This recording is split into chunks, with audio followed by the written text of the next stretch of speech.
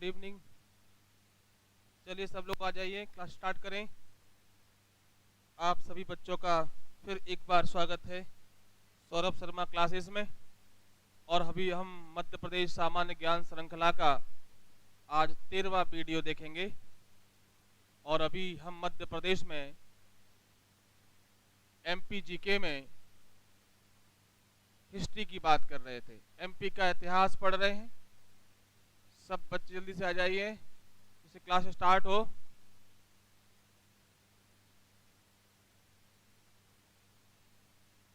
Good evening Satyavan Kushwaha ji, good evening. सब लोग जल्दी जल्दी से आ जाइए, क्लास स्टार्ट करें। और अभी आपकी क्लास कैसी चल रही है, आपको प्रॉपर समझ में आ रहा है, ये भी बताते रहिए। और कोई समस्या हो तो बताएं।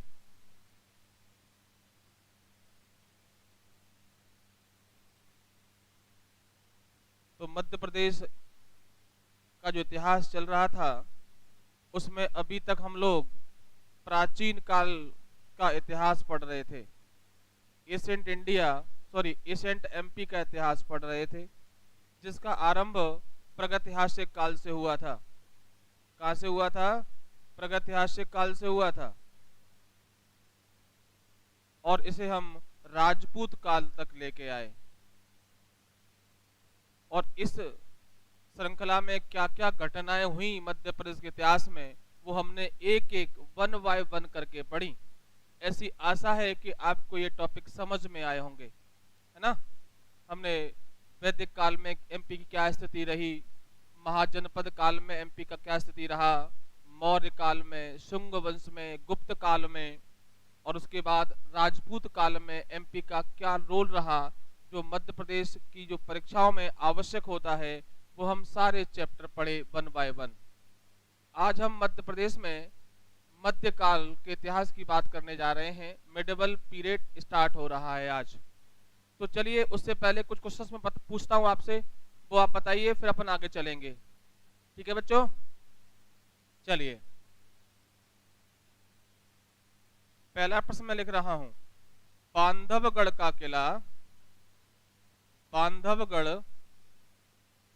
किला मध्य प्रदेश के किस जिले में है? ये पहला प्रश्न है, किस जिले में है? जल्दी से आंसर दीजिए बच्चों। मध्य प्रदेश में बांधवगढ़ का किला किस जिले में है? आवाज कम आ रही है? आवाज आ तो रही है पर्याप्त मात्रा में? निमारी, ये गलत आंसर है विक्रम जी। ये उमरिया जिले में है, मध्य प्रदेश के उमरिया जिले में है। चलिए आगे बढ़ते हैं। इस किले का निर्माण किसने करवाया था? अगला प्रश्न है प्रश्न नंबर 2। बांधवगढ़ के किले का निर्माण किसने करवाया था? ये दूसरा प्रश्न है।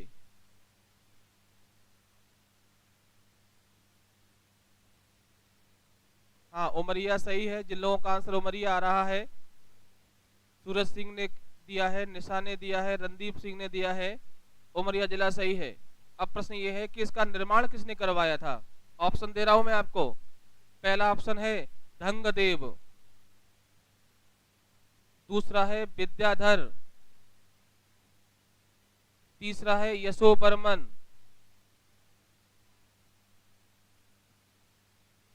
और चौथा आंसर है विक्रमादित्य सिंह। विक्रमादित्य सिंह, ये 4 ऑप्शंस दिए हुए हैं आपको। जल्दी से आंसर दीजिए बेटा, जल्दी से आंसर दीजिए। प्रश्न क्लियर है बेटा? बांधवगढ़ का किला जो एमपी के उमरिया जिले में है, इस किले का निर्माण इनमें से किस शासक ने करवाया था? ढंगदेव ने करवाया था या विक्रमादित्य? सही आंसर है, विक्रमादित्य ने बनवाया था। कल ही पढ़े थे बेटा, कल ही पढ़े थे, इसी ने करवाया। बघेल वंश का था ये, इसी ने इसका निर्माण करवाया था।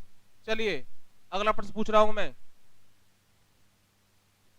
प्रश्न नंबर 3 है, इनमें से किस शासक ने इनमें से किस शासक ने प्रयागराज प्रयागराज में जल समाधि ले ली थी? जल समाधि ले ली थी।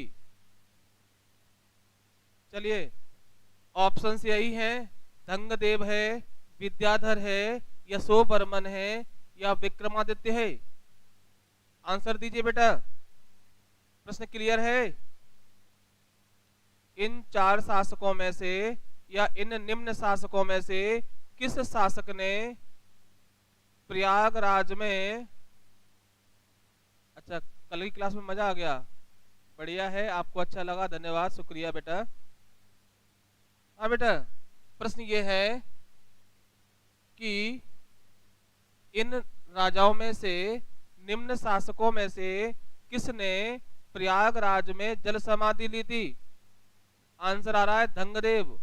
सही जवाब है, धंगदेव ने जो है प्रयागराज में जल समाधि ले ली थी। ये बुंदेलखंड का शासक था। कहाँ का था? बुंदेलखंड का शासक था, चंदेल वंश का। वंश कौन सा था बेटा? चंदेल। चलिए 2 प्रश्न और पूछूंगा, 2 प्रश्न, आगे बढ़ते हैं। चौथा प्रश्न है, कंदरिया महादेव का मंदिर, कंदरिया महादेव का मंदिर खजुराहो में है, ये पता है आपको, और इसका निर्माण विद्याधर ने करवाया था। विद्याधर ने करवाया था। बेटा क्लियर है? अब प्रश्न शुरू होगा, अभी तो केवल हम बता रहे हैं आपको। कंदरिया महादेव का मंदिर खजुराहो में है, इसका निर्माण विद्याधर ने करवाया था। अब प्रश्न ये है, ऑप्शंस हैं इसके, इसने इसका निर्माण किस विजय के उपलक्ष्य में करवाया था?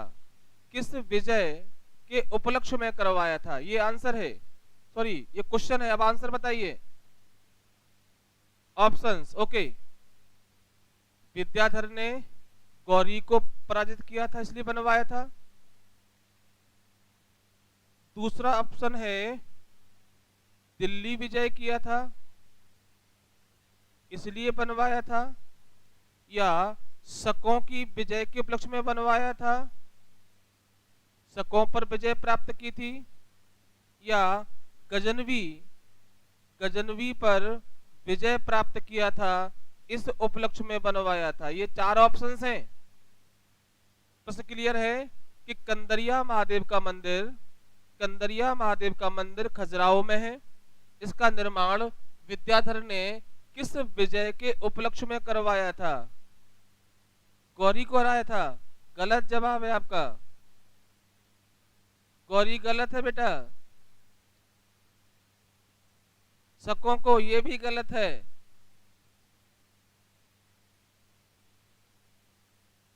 अब भैया आंसर नहीं आ रहा।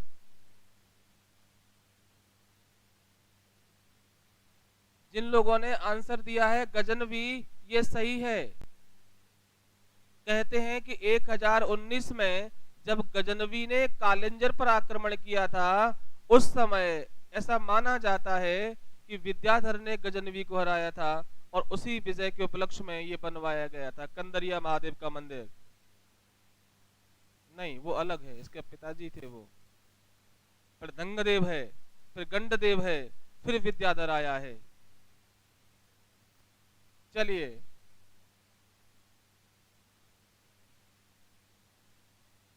कुछ बच्चों के आंसर सही थे, कुछ बच्चों ने सही आंसर दिए, और बाकी सब बच्चों का प्रयास सराहनीय है, कोई बात नहीं। एक प्रश्न और पूछूंगा आपसे मैं, फिर आगे चलेंगे। एक सिंपल प्रश्न है कि अबुल फजल जो अकबर के नवरत्नों में से एक थे, अबुल फजल जो अकबर के नवरत्नों में से एक थे, इनका जन्म मध्य प्रदेश के किस किले में हुआ था? किस किले में हुआ था? बेटा प्रश्न क्लियर है? अबुल फजल जो अकबर के नवरत्नों में से एक हैं, इनका जन्म मध्य प्रदेश के किस किले में हुआ था? ये ऑप्शन है। मंदसौर के किले में हुआ था, मंदसौर के किले में हुआ था, पहला ऑप्शन। दूसरा ऑप्शन है धार के किले में हुआ था, तीसरा धमौनी के किले में हुआ था, धमौनी के किले में हुआ था, या बांधवगढ़ के किले में हुआ था। ये ऑप्शन है चार, ऑप्शन चार ही मिलते हैं बेटा, और चारों लिखे हुए हैं। प्रश्न क्लियर है? मध्य प्रदेश में, जल्दी बोली बेटा, आंसर नहीं आया अभी। निशा कह रही है कि दमौनी किले में हुआ था, शिव त्यागी भी कह रहे हैं दमौनी किले में हुआ था, आनंद कंसाना भी कह रहे हैं, गिरिराज कंसाना, विकास, सूरज, सभी के आंसर सही हैं। वेरी गुड, वेल डन बेटा। धमौनी के किले में हुआ था, धमौनी के किले में हुआ था, और ये मध्य प्रदेश के सागर जिले में है। यहाँ धमौनी का उर्स भी होता है, ध्यान रखें, ये धमौनी का उर्स भी यही होता है, एक ही है। धमौनी में जो उर्स होता है वो सागर जिले में है, और धमौनी का किला जो है सागर जिले में है। फेस्टिवल होता है, मुस्लिम फेस्टिवल उर्स। बहुत बढ़िया, बहुत शानदार बेटा। सत्यभान ने भी आंसर सही दिया है, कोक सिंह का भी आंसर सही है, प्रशांत का भी आंसर सही है, सूरज सिंह, विकास, बहुत बढ़िया। गिरिराज कंसाना, तपेंद्र, आनंद, शिव, निशा, नंदिनी, एकता। सागर जिले का नाम बताया एकता आपने, बट किले का नाम नहीं बता पाया, धमौनी। बहुत बढ़िया, हाँ बताया है एकता जी ने, धमौनी, बहुत बढ़िया। चलिए अब आगे कक्षा को आरंभ करते हैं। तो बेटा ये यहाँ तक जो हम पढ़े, यहाँ तक हम पहुंचे, कोई दिक्कत यहाँ तक बेटा? चलिए अब अपन आगे चलते हैं।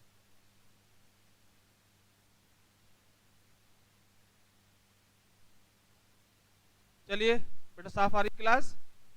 क्लास साफ आ रही है? देखो जरा। अब अपन आगे चलते हैं। चलिए बहुत बढ़िया।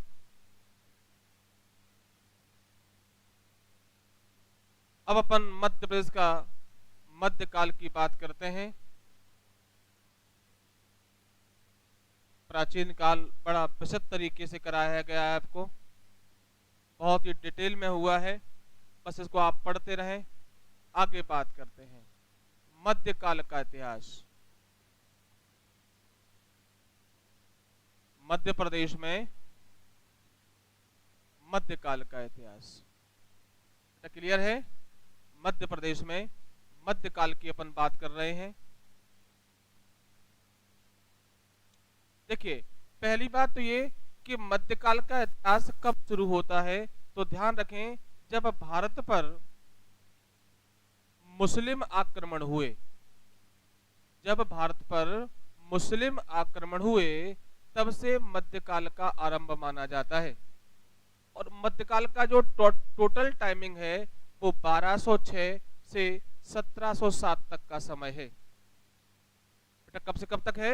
1206 से 1707 तक का जो समय है इसे हम बोलते हैं मिडेवल पीरियड। क्या बोलते हैं बेटा? मध्यकाल का इतिहास कहते हैं, या मिडेवल टाइम कहते हैं इसको। क्लियर है बेटा?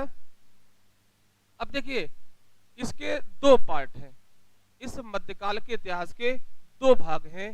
पहला हम बोलते हैं सल्तनत काल। क्या बोलते हैं बेटा? सल्तनत काल।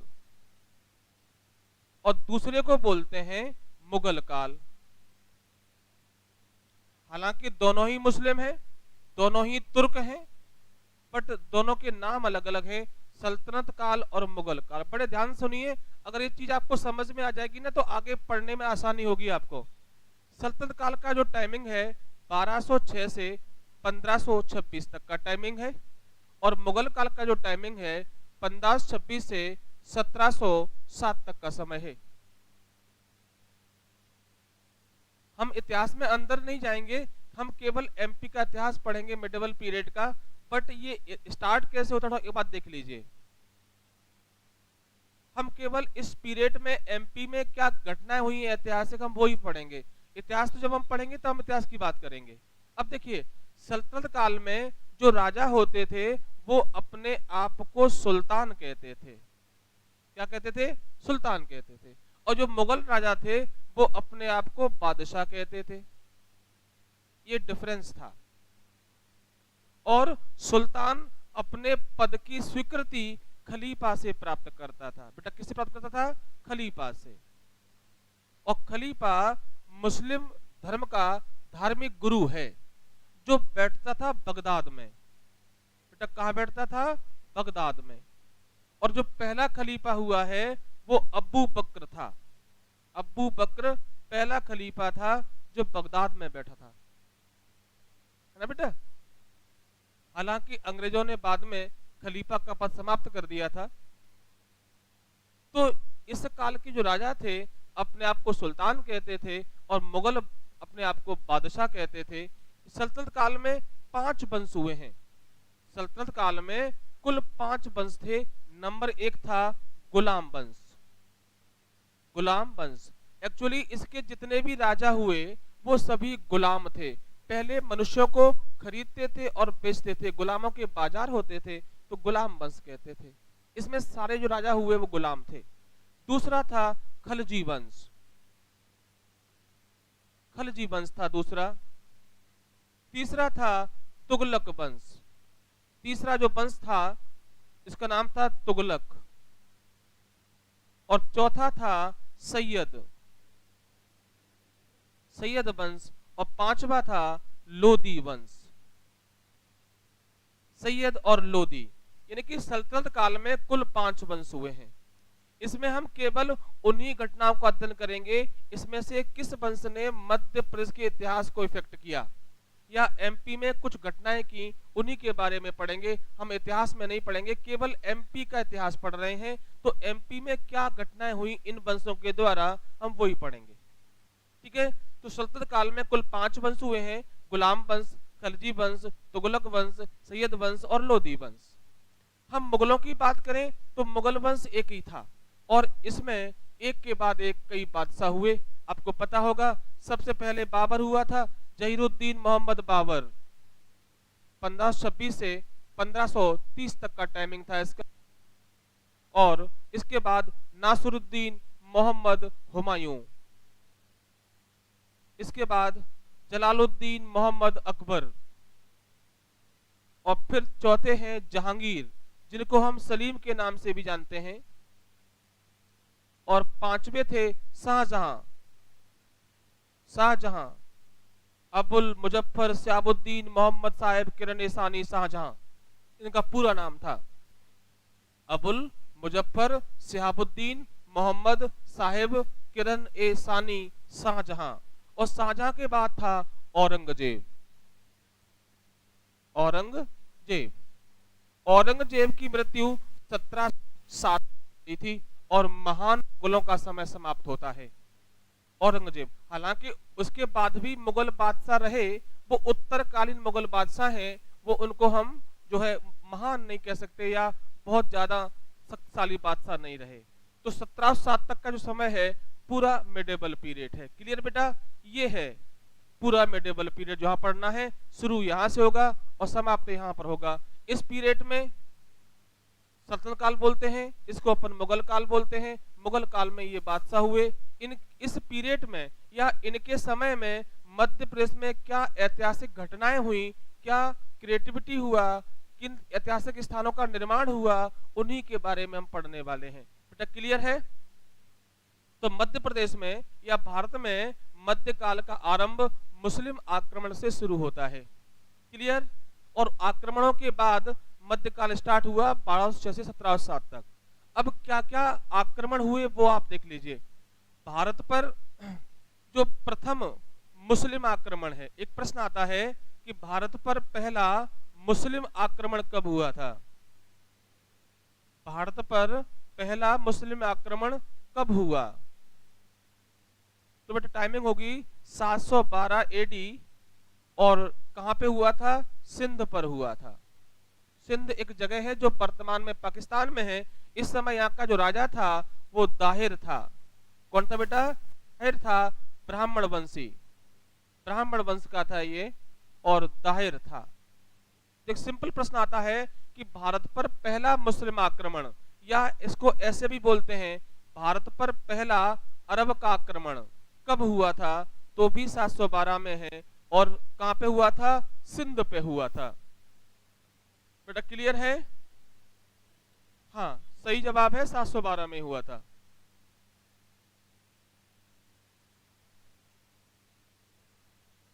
बेटा क्लियर है? भारत पर पहला जो मुस्लिम आक्रमण था जो 712 में हुआ। देखिए, इसके लंबे समय तक भारत पर कोई आक्रमण नहीं हुआ। इसके बाद गजनवी नाम आता है, महमूद गजनवी। ये अफगानिस्तान में गजनी का शासक था। इसने भारत पर कुल 27 आक्रमण किए थे। बेटा कितने किए थे? 27 आक्रमण किए थे 1000 ईस्वी से 27 एडी तक, और 27 बार विजयी हुआ। भारत को 27-0 से क्लीन स्वीप कर दिया था इस आदमी ने। हम एक भी युद्ध नहीं जीत पाए थे। बट गजनवी का जो उद्देश्य भारत में था, धन लूटना था, जिसमें वो सफल भी हुआ था। गजनवी का सबसे महत्वपूर्ण जो आक्रमण माना जाता है वो था सोमनाथ मंदिर का आक्रमण। बेटा कौन सा था? सोमनाथ मंदिर का आक्रमण था, जो 1025 में 26 में हुआ था। सोमनाथ वर्तमान में गुजरात में है। कहाँ है बेटा? गुजरात में है। इस समय यहाँ का जो शासक था भीम था, भीम प्रथम, जो भाग गया था बिना युद्ध किए, और पूरा गुजरात गजनवी ने लूटा था। कहते हैं कि सोमनाथ उस समय अपने ऐश्वर्य और धन संपदा के लिए विख्यात था। पूरा मंदिर लूट लिया था गजनवी के द्वारा। और गजनवी के बाद भारत पर जो आक्रमण हुआ वो गौरी का आक्रमण था। बेटा किसका था? हाँ, मुइजुद्दीन मोहम्मद गौरी। गौरी ने आक्रमण किए, और गौरी ने पहला आक्रमण 1175 में मुल्तान पर किया था। बेटा कहां पे किया था? मुल्तान पर किया था। ये भी पाकिस्तान में है। फिर 1191 और 1192 में इसने तराइन के 2 युद्ध लड़े। तराइन के 2 युद्ध लड़े। पहला युद्ध 91 में हुआ था, जिसमें गौरी की पराजय हुई थी, और दूसरा युद्ध भी 1192 में हुआ था, जिसमें पृथ्वीराज हार गए थे, जिसमें पृथ्वीराज की पराजय हुई थी और भारत में मुस्लिम एम्पायर की स्थापना हुई थी। तो यहां से जो है फिर क्या हुआ? गौरी के कोई पुत्र नहीं था, तो उसका एक गुलाम था कुतुबुद्दीन ऐबक, जिसने दिल्ली में या भारत में गुलाम वंश की स्थापना की थी। तो ये है पीरियड जो हम इतिहास की बात कर रहे थे मध्यकाल की। अब हम केवल मध्य प्रदेश में आते हैं। ये तो क्या क्या था, इससे अब आपको समझ में आएगा कि एमपी का इतिहास में क्या क्या घटनाएं हुई थी। बेटा क्लियर है? चलिए अब अपन आगे चलते हैं। मध्य प्रदेश में मध्यकाल का जो इतिहास है वो हम पढ़ रहे हैं। ये उसका एक भूमिका थी जो आपने अभी सुनी, किस किस तरह मध्य प्रदेश में स्टार्ट हुआ था मध्यकाल वो। अब देखिए, जैसा कि मैंने आपको बताया कि मोहम्मद बिन कासिम का जो आक्रमण हुआ था वो सिंध पर हुआ था, तो एमपी में तो हुआ ही नहीं, के बारे में हम नहीं पढ़ते, एमपी में नहीं है। फिर हम बात करते हैं गजनवी। तो बेटा गजनवी ने एमपी की सीमा तक आक्रमण किए हैं। क्लियर बेटा? तो लिखें मध्य प्रदेश में गजनवी ने 1019, मध्य प्रदेश में गजनवी ने 1019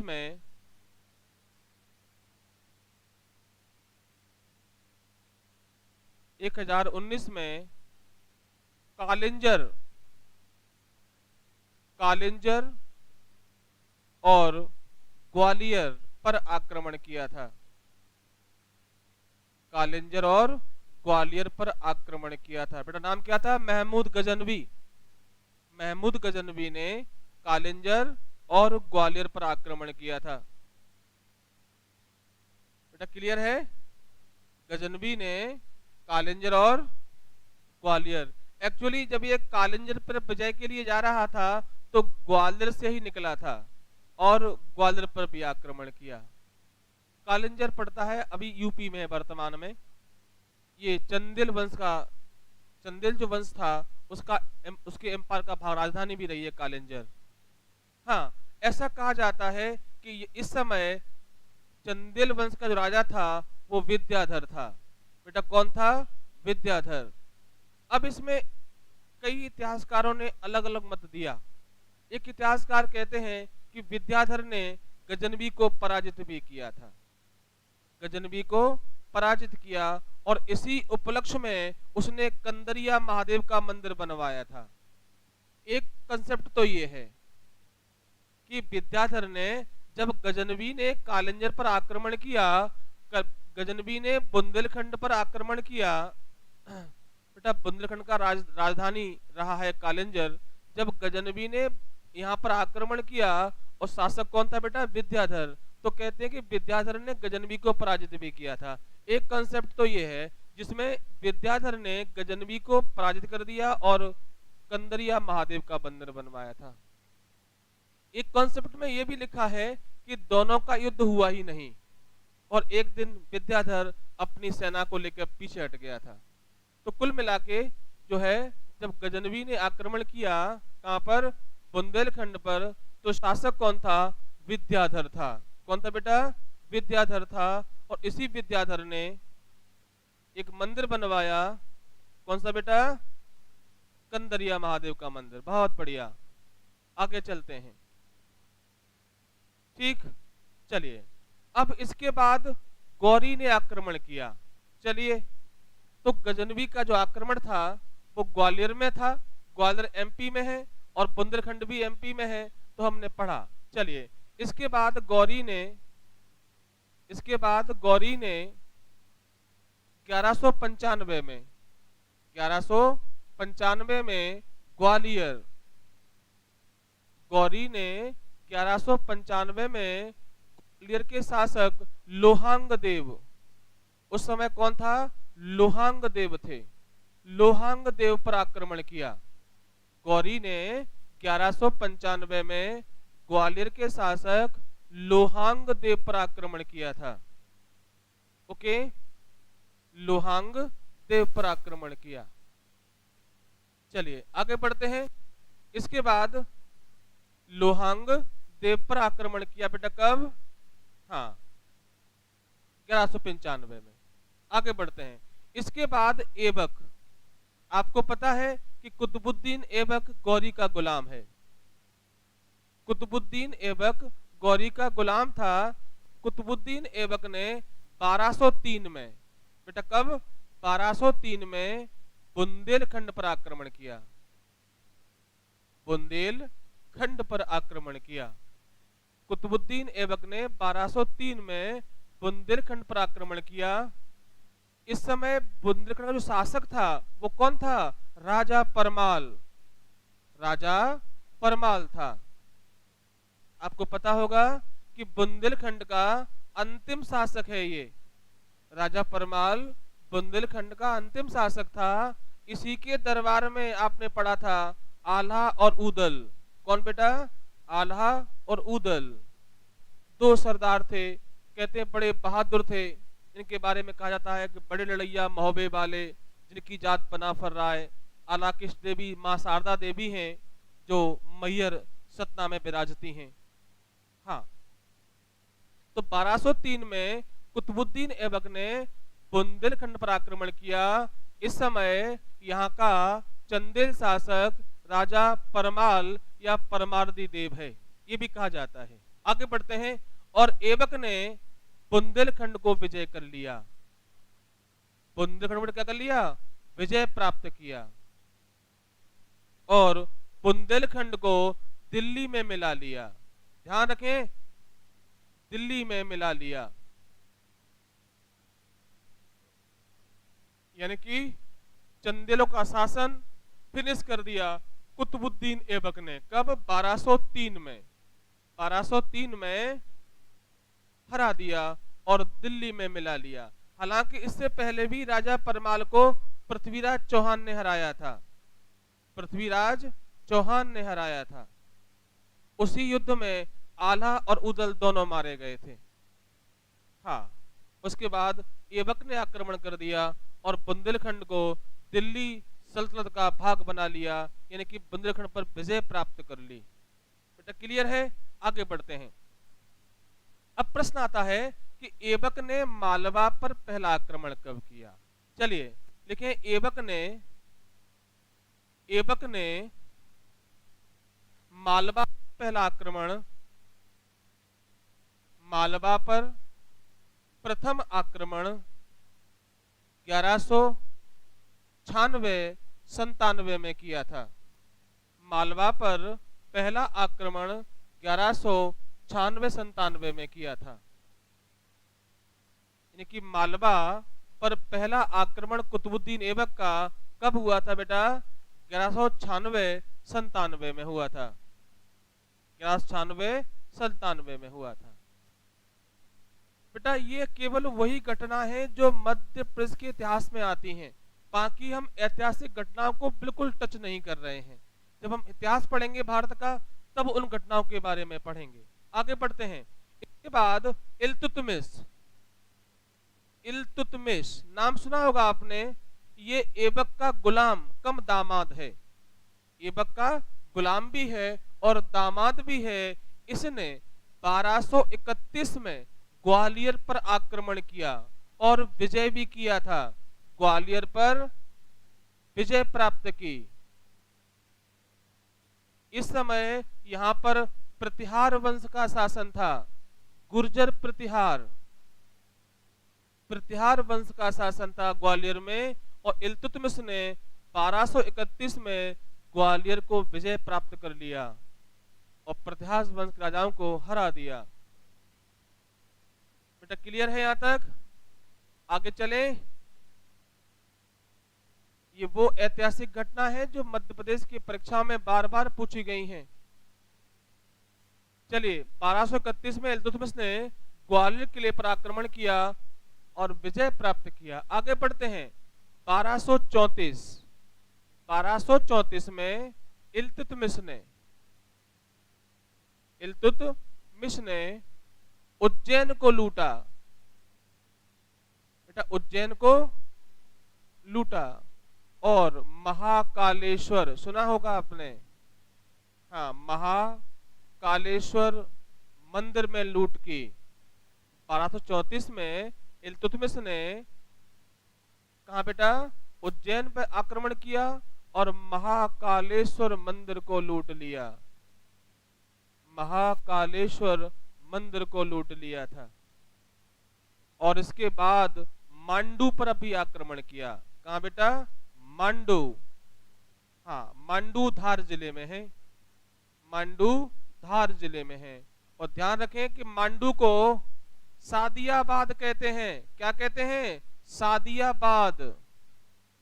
सादियाबाद का अर्थ होता है खुशियों का शहर। फारसी भाषा में सादियाबाद को कहते हैं खुशियों का शहर, या आप बोल सकते हैं सिटी ऑफ जॉय। क्या बोलते बेटा? City of Joy. ये प्रश्न कई बार आया है कि सिटी ऑफ जॉय किसे कहा जाता है, तो मांडू को कहते हैं। और फारसी में इसे सादियाबाद गया है। और भारत की बात करें तो भारत में कलकत्ता को बोलते हैं सिटी ऑफ जॉय। किसे बोलते हैं? कलकत्ता को सिटी ऑफ जॉय बोलते हैं। आनंद की नगरी, आनंद की नगरी कहते हैं कलकत्ता को। और एमपी की बात करें तो धार में जो मांडू है उसको सिटी ऑफ जॉय या सादियाबाद कहते हैं। आगे बढ़ते हैं। इल्तुतमिश ने उज्जैन में, एक प्रश्न है कि उज्जैन में चंद्रगुप्त सेकंड विक्रमादित्य की एक अष्ट धातु की मूर्ति थी। क्या थी बेटा? एक अष्ट धातु की मूर्ति थी, इसको भी वो लूट ले गया था। याद रखें बेटा। एक प्रश्न आता है कि उज्जैन से सम्राट चंद्रगुप्त द्वितीय विक्रमादित्य की मूर्ति कौन सा विदेशी आक्रमणकारी लूट के ले गया था? तो नाम होगा इल्तुतमिश। क्या होगा? इल्तुतमिश इस मूर्ति को लूट गया था उज्जैन से। उज्जैन चंद्रगुप्त की राजधानी है। उज्जैन चंद्रगुप्त की राजधानी थी। तो याद रखें कि उज्जैन में महाकालेश्वर मंदिर को किसने लूटा? ऑप्शन एवक, गजनवी, गौरी या इल्तुतमिश। तो इल्तुतमिश ने लूटा था।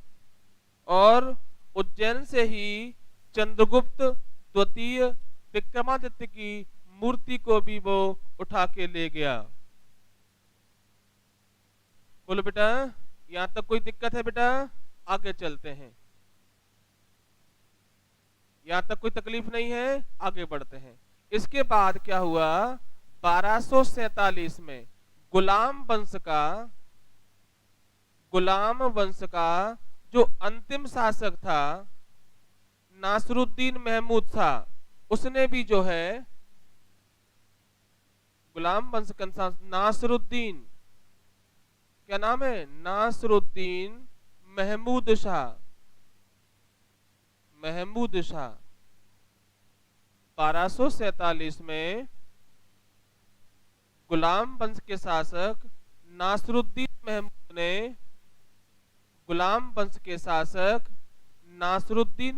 ने शाह ने कालिंजर पर आक्रमण किया था। बेटा कहां पे किया था? कालिंजर पर आक्रमण किया था। 1247 में गुलाम वंश के शासक नासरुद्दीन महमूद ने कालिंजर के दुर्ग पर आक्रमण किया था। बेटा क्लियर है? नासरुद्दीन महमूद शाह ने कालिंजर के दुर्ग पर आक्रमण किया था।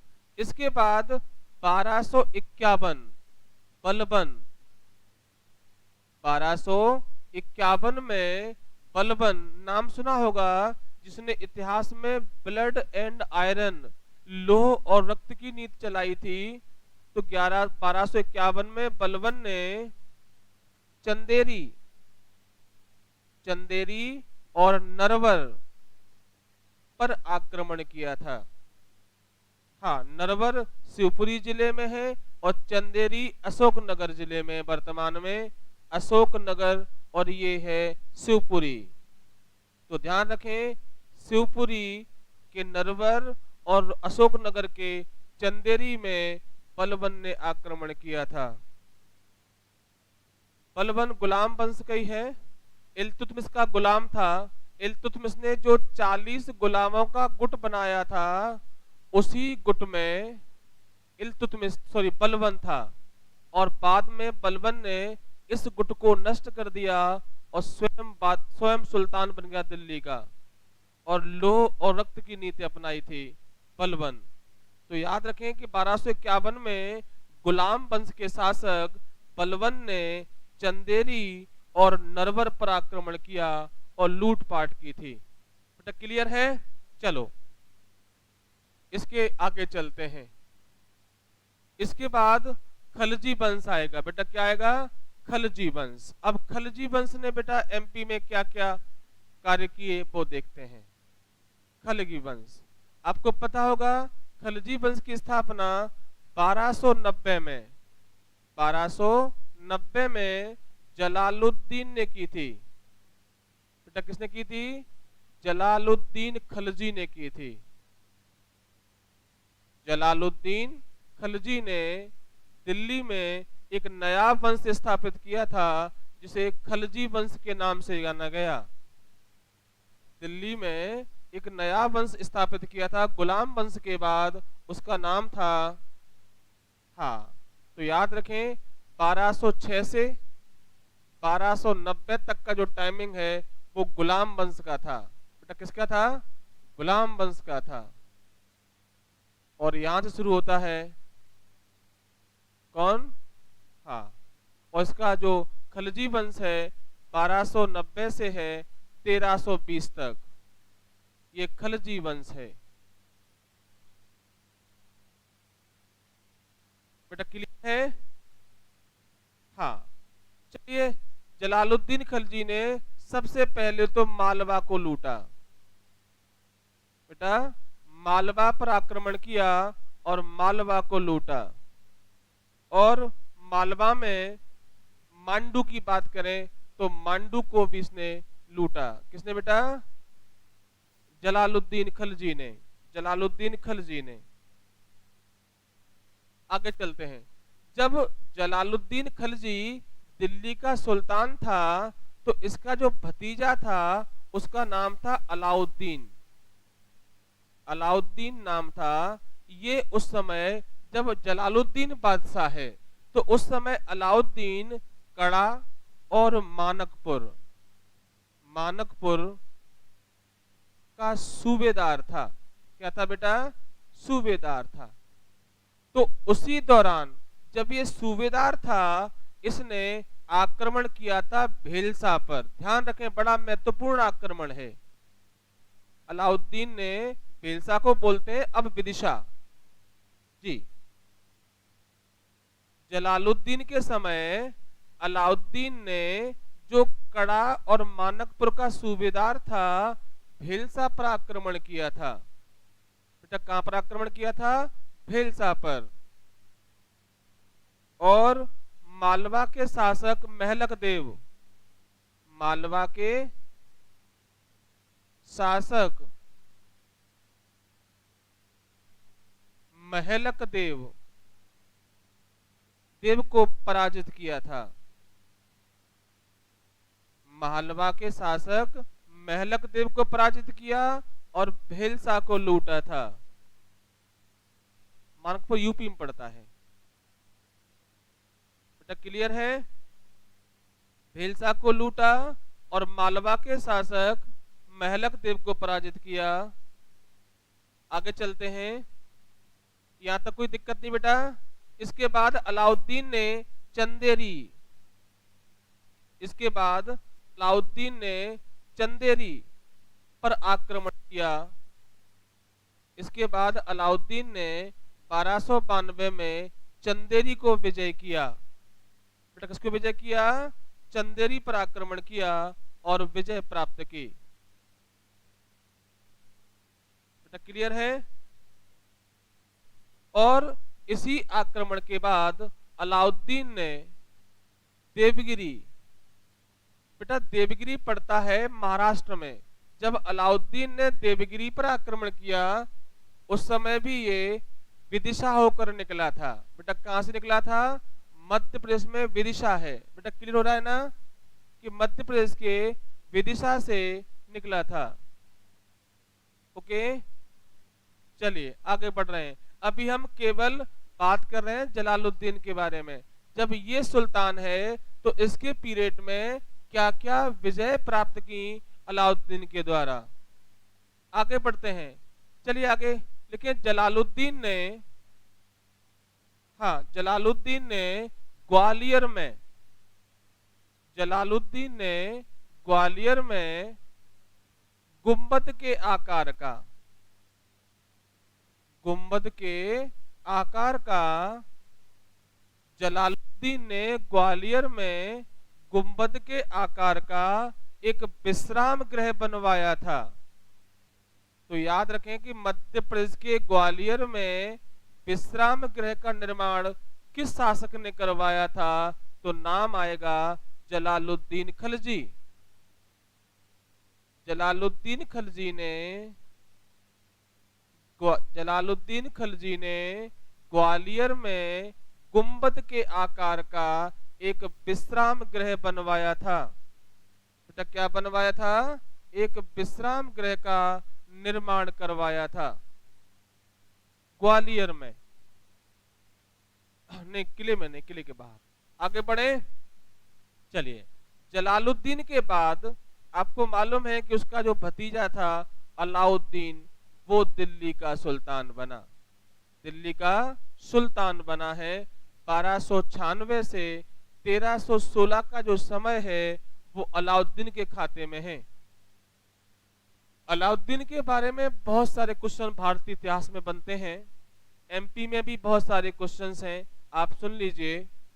दिल्ली का पहला सुल्तान, दिल्ली का पहला सुल्तान जिसने सुदूर दक्षिण तक विजय प्राप्त की। एक प्रश्न है कि दिल्ली का पहला सुल्तान जिसने सुदूर दक्षिण तक विजय प्राप्त की वो कौन था? तो नाम आएगा अलाउद्दीन खिलजी, अलाउद्दीन खिलजी। और अगला प्रश्न आता है कि अलाउद्दीन की दक्षिण विजयों का श्रेय किसे जाता है? तो उसका एक गुलाम था मलिक काफूर, मलिक काफूर। इसको 1000 दीनारी कहते हैं क्योंकि ये 1000 दीनार में अलाउद्दीन ने खरीदा था गुजरात विजय के बाद, या गुजरात विजय में खरीदा था मलिक काफूर को। ये ना महिला था ना पुरुष था, एक वो होते ना नाचने वाले किन्नर, वो था। सारी विजय मलिक काफूर ने की थी और मलिक काफूर ही पहली बार कोहिनूर को दक्षिण भारत से दिल्ली लेके आया था। कोहिनूर गोलकुंडा की खदान में प्रताप रुद्रदेव को मिला था, वारंगल के राजा थे। तो पहली बार दिल्ली कोहिनूर मलिक काफूर ही लेके आया था जो अलाउद्दीन का गुलाम था। अलाउद्दीन ने बहुत बड़े बड़े कार्य किए, इसीलिए इसको सुल्तान, रियल सुल्तान कहा जाता है।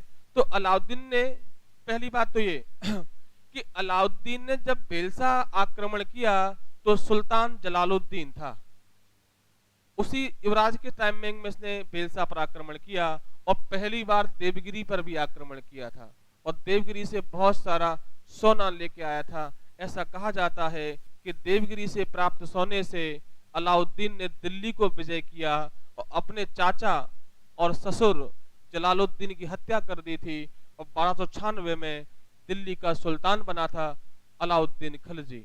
तो अलाउद्दीन ने एमपी के इतिहास में क्या क्या किया वो हम बात करते हैं। चलिए, अलाउद्दीन ने मध्य प्रदेश में मंदसौर, चलिए मंदसौर का किला बनवाया। एक प्रश्न कि मंदसौर के किले का निर्माण किसने करवाया था? तो आप बताएंगे अलाउद्दीन खिलजी। बेटा क्लियर है? बोलो बेटा। हाँ, मध्य प्रदेश में मंदसौर के किले का निर्माण किसने करवाया था? तो अलाउद्दीन खिलजी ने कराया था।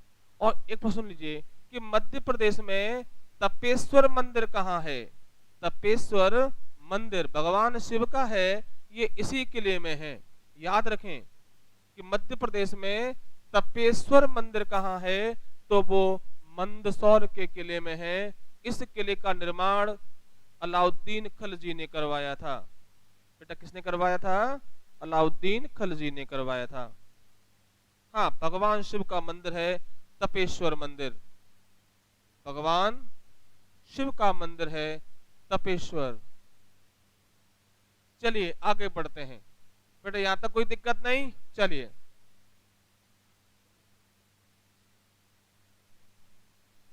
एक प्रश्न और कि अलाउद्दीन का जो गुलाम था मलिक काफूर,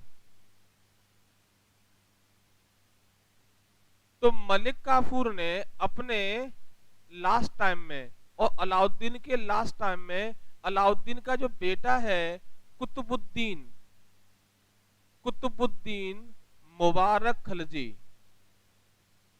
मुबारक खिलजी, ये अलाउद्दीन का बेटा था। एक्चुअली मलिक काफूर ने अपने जीवन के अंतिम समय अपने स्वामी अलाउद्दीन के खिलाफ बगावत करने की चेष्टा की थी और उसके बेटे कुतुबुद्दीन मुबारक खिलजी को ग्वालियर के किले में, बेटा कहां पर? ग्वालियर के किले में बंदी बना के रखा था। याद रखें, कहां पे रखा था? किले में बंदी बना लिया था। मलिक काफूर ने अलाउद्दीन के बेटे कुतुबुद्दीन मुबारक खिलजी को ग्वालियर के किले में बंदी बना के रखा था। इसकी वो हत्या करना चाहता था और स्वयं दिल्ली का सुल्तान बनना चाहता था, लेकिन कुतुबुद्दीन मुबारक खिलजी की सूझबूझ से सैनिकों को इसको मारने भेजा था, उन्हीं सैनिकों ने मलिक काफूर की हत्या कर दी थी और कुतुबुद्दीन मुबारक खलजी दिल्ली का सुल्तान बना था। हाँ, एक प्रश्न और सुन लीजिए। एक प्रश्न आता है कि मध्य प्रदेश में किस किले का प्रयोग जेल के रूप में किया गया है? जेल के रूप में किया जाता था, तो आप बताएंगे ग्वालियर के किले का। याद रखें, बड़ा अच्छा क्वेश्चन है कि मध्य प्रदेश के किस किले का प्रयोग जेल के रूप में किया जाता था, तो ग्वालियर के किले का प्रयोग किया जाता था। यहां पर यह भी हुआ है, हम आगे पढ़ेंगे, जहांगीर ने भी सिखों के छठवें गुरु हरगोविंद को बंदी बनाकर इसी किले में रखा था। जहांगीर ने सिखों के 5वें गुरु अर्जुन देव की हत्या कर दी थी और उनके बेटे जो 6वें गुरु बने हरगोविंद को इसी किले में बंदी बना के रखा था। और हरगोविंद जब को रिलीज किया 2 साल बाद, तो 52 राजाओं को छोड़ा गया था। तो दाता बंदी छोड़ गुरुद्वारा भी इसी किले में है, उसी याद में, हरगोविंद की याद में। तो एक सिंपल सा प्रश्न है कि मध्य प्रदेश में किस किले का प्रयोग जेल के रूप में होता था, तो आप बताएंगे ग्वालियर के किले का। बेटा, ग्वालियर का किला अजेय किला रहा है, 350 फीट ऊंचाई पर है जो है ग्वालियर का किला, जो राजा सूरज सेन ने बनवाया था। इसे जिब्राल्टर ऑफ इंडिया भी कहा गया। बाबर ने लिखा है अपनी बायोग्राफी में कि किलों का रत्न है, किलों का माणिक है, हवा भी इसके मस्तक को नहीं छू सकती, इतना ऊंचाई पर था। ऐसा बाबर ने लिखा है अपनी किताब में कि हवा भी इसके मस्तक को, इसके सर को नहीं छू सकती, इतनी ऊंचाई पर बना हुआ था। तो ग्वालियर के किले का प्रयोग जेल के रूप में किया जाता था, इसको अपन याद रखेंगे। चलिए आगे बढ़ते हैं। अरे, उसकी किताब का नाम है बाबरनामा तजुके बाबरी। बाबर की जो बायोग्राफी है उसका नाम है तजुक ए बाबरी। इसका फारसी में अनुवाद हुआ था बाबरनामा के नाम से। ये फारसी में अनुवाद है, ये तुर्की भाषा में लिखा गया था। बाबर तुर्की का एक बेहतरीन राइटर भी था। ओके, आगे चलते हैं। अब हम बात करते हैं एमपी में और क्या घटना हुई। चलिए, इसके बाद मोहम्मद बिन तुगलक नाम सुना होगा। ये तुगलक वंश का शासक है। मोहम्मद बिन तुगलक वंश का शासक था। दूसरे नंबर का गयासुद्दीन तुगलक के बाद मोहम्मद बिन तुगलक आता है। इसको इतिहास में पागल बादशाह भी कहा गया है। याद रखना कि इतिहास में किसे पागल बादशाह के नाम से जाना जाता है, तो उसका नाम था मोहम्मद बिन तुगलक। दिल्ली की गद्दी पर बैठने वाले सभी राजाओं में सबसे ज्यादा पढ़ा लिखा बादशाह कौन था, तो मोहम्मद बिन तुगलक था। इसे कई भाषाओं का ज्ञान था, लेकिन ज्यादा पागल था। इस योजनाएं बहुत जल्दी जल्दी चेंज करता था, इसे पागल बादशाह भी कहा गया है। मोहम्मद बिन तुगलक, MBD। ओके, उसका निकनेम है मोहम्मद बिन तुगलक। Okay, clear. इसने बहुत सारे कार्य किए हैं। इसने भारत की राजधानी ले गया, सांकेतिक मुद्रा का प्रयोग किया, पहली बार सांकेतिक मुद्रा चलाई थी इसने। लेकिन हम मध्य प्रदेश की बात करें तो इसके बारे में आता है कि मध्य प्रदेश में धार का किला किसने बनवाया था। धार का किला किसने बनवाया था, तो आएगा मोहम्मद बिन तुगलक। लिखिए, किसने मध्य प्रदेश में धार का किला बनवाया था। इसने मध्य प्रदेश में धार का किला बनवाया था। इसने मध्य प्रदेश में धार का किला बनवाया था।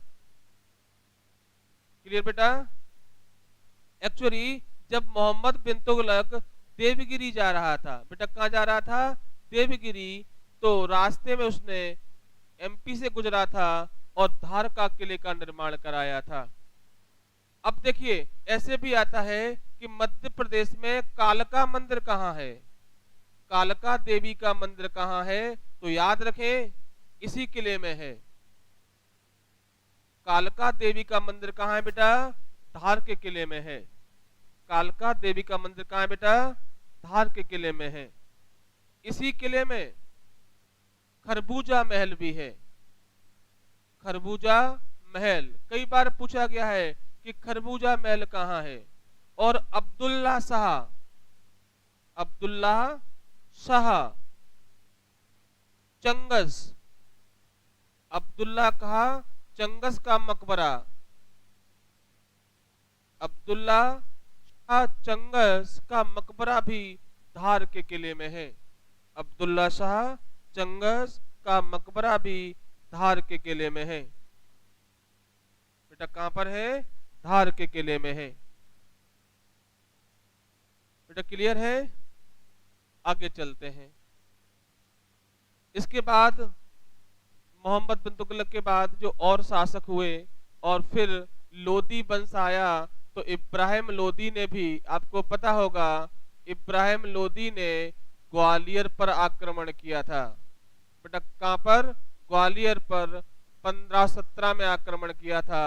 इस युद्ध में मानसिंह तोमर लड़ते हुए शहीद हो गए थे। बेटा कौन? मानसिंह तोमर लड़ते हुए शहीद हो गए थे। नहीं, सैयद वंश तो है, बट सैयद वंश ने एमपी के इतिहास में कुछ नहीं किया। हम एमपी का इतिहास पढ़ रहे हैं, हम केवल उन्हीं राजवंशों के बारे में पढ़ रहे हैं जिन्होंने मध्य प्रदेश के इतिहास को बनाया है। हाँ, इब्राहिम लोदी ने 1517 में ग्वालियर पर आक्रमण किया। इस समय ग्वालियर का जो शासक था मानसिंह तोमर था, और वो खतौली के युद्ध में, आपको पता होगा इस युद्ध का नाम था खतौली का युद्ध। खतौली का युद्ध, इस युद्ध में मानसिंह तोमर लड़ते हुए शहीद हो गया था। और मानसिंह तोमर के बाद उसका बेटा था विक्रमाजीत सिंह तोमर, वो शासक बना था। मानसिंह तोमर के बाद बेटा कौन बना था? विक्रमाजीत सिंह। विक्रमाजीत सिंह तोमर शासक बना था।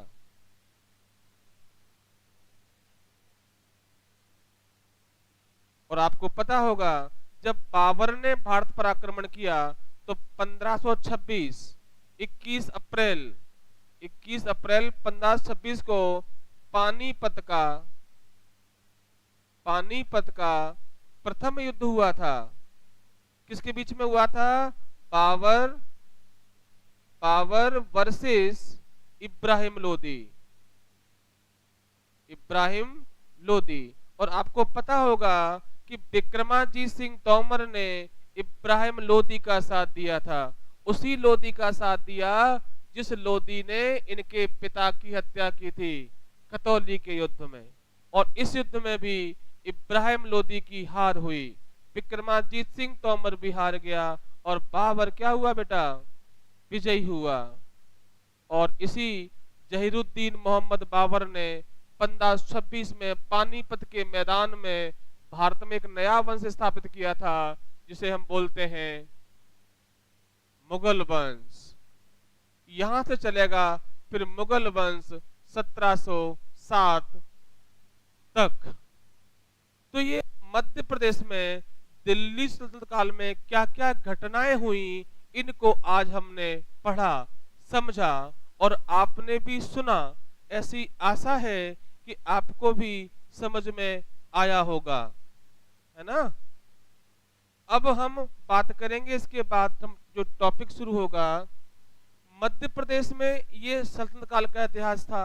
लेकिन जब दिल्ली में सल्तनत कमजोर हुई, दिल्ली के शासक जब कमजोर हुए, तो भारत के विभिन्न प्रांतों में बहुत सारी राज्यों की स्थापना हुई थी। उन्हीं में से मध्य प्रदेश में एक राज्य स्थापित हुआ था, मालवा।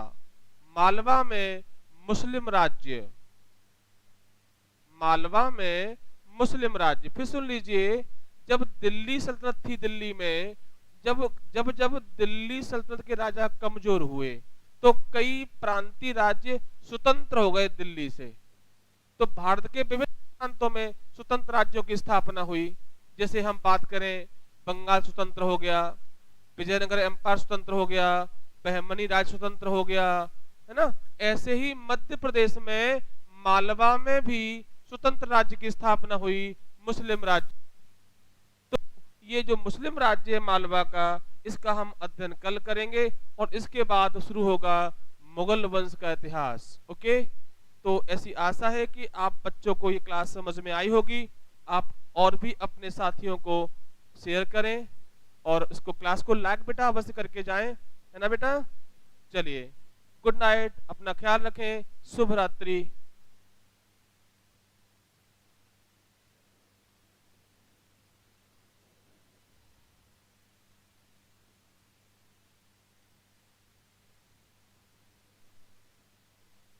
जल्दी क्यों खत्म होती है, टाइम पे खत्म होती है बेटा।